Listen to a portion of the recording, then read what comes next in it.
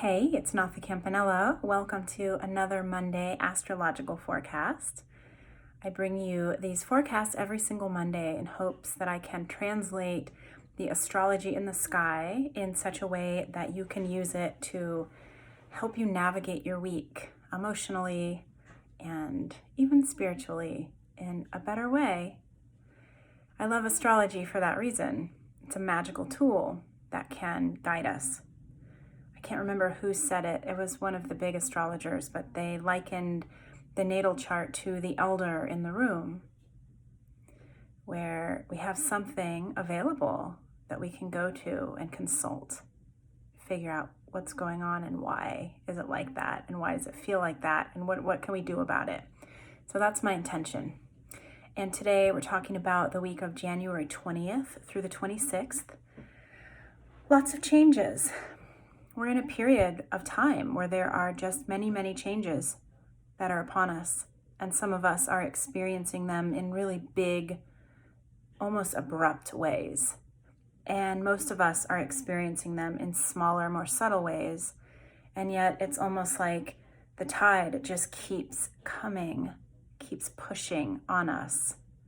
The things that we're wanting to create, the things that we're needing to give away. It's relentless, right?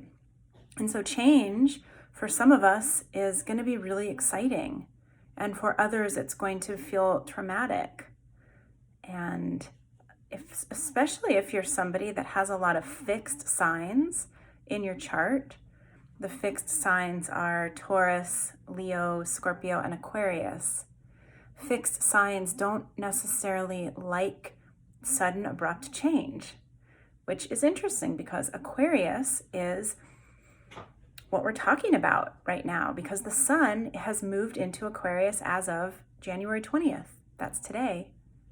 We still have a big old pile of planets in the sign of Capricorn like we've had for the last several months, but they're starting to migrate into the sign of Aquarius. And this week we have the sun moving into Aquarius, like I just shared. We have a new moon. That new moon is happening on the 24th, and it is also in Aquarius. So that means the sun and the moon are there. And that Aquarian energy is all about changing. But it's more of a changing around bringing fresh air into a situation. It's a changing that requires us to look around and see what do we need to do to really revolutionize our circumstances. We need to liberate things in our lives, and that's part of what these big changes are about.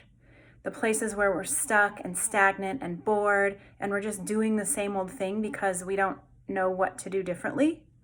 Those are the places that are really being pushed right now to change, right? Capricorn, as we've been working with all last month and even before that, Capricorn says, no, we want tradition.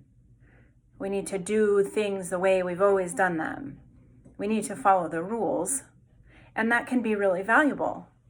We have to have a semblance of rules that we can follow so that we can all sort of be on the same page and coexist in society. But at the same time, when those rules and regulations begin to become so heavy and so narrow, then we need to move into that Aquarian energy of freeing ourselves, liberating ourselves, breaking ourselves out of some of those chains of tradition. And so that's what we're doing right now. That's part of the unrest that we're all feeling, is knowing that we have to break out. And we're trying to figure out what that means for us personally. Something good to think about. So the new moon in Aquarius. New moons are about planting seeds, making plans. There's a sense of introversion that comes with a new moon. This new moon is going to be squaring Uranus. It's going to be in sextile with Chiron. And basically what that means to you is that you might want to make changes that are going to kind of feel like too much.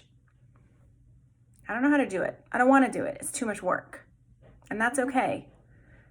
Pay attention to your resistance. the more that you are really sitting with what's coming up for you, really being able to identify why you're resistant is what is going to help you move through and actually sort of forge the new path. And with the connection to Chiron, we are going to have to really look at some of our wounding around what has happened to us in the past when we have diverged from what everybody is telling us to do. So that's part of this Aquarian energy, is that it is the energy of the rebel. And there's also a connection to wanting to be a part of the group or feeling like we're being ostracized from the group. And when we have to step out and forge a new path, we're always going to bump up against opposition. People that say, no, you can't do it like that. Or if you do it like that, I'm not going to love you anymore. You're out. You're out of the group.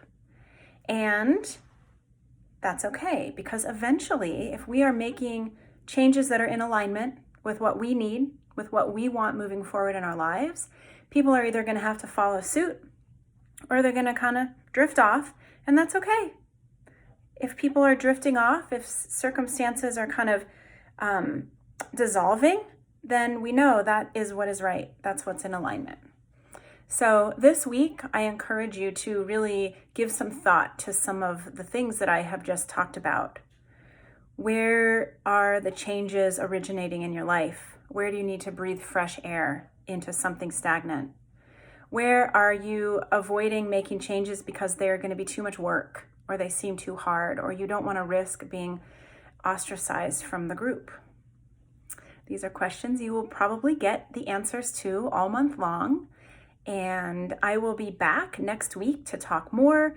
If you are interested in how this current astrology is impacting you, schedule a private reading with me. You can go on my website, nathacampanella.com, to see my offerings.